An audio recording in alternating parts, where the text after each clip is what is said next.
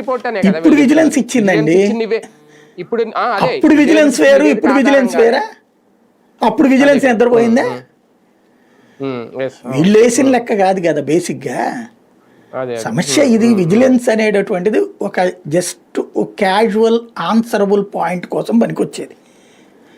ఏమీ యాక్షన్ తీసుకోవడానికి పనికిరావు. సమస్యల్లో ఏంటంటే ఆరోగ్యకరమైన ఆవుల్ని ఎవరు చంపరు. ఇంకోటి అక్కడ ఎప్పుడు కూడా ఏర్పాట్లు ఉంటాయి.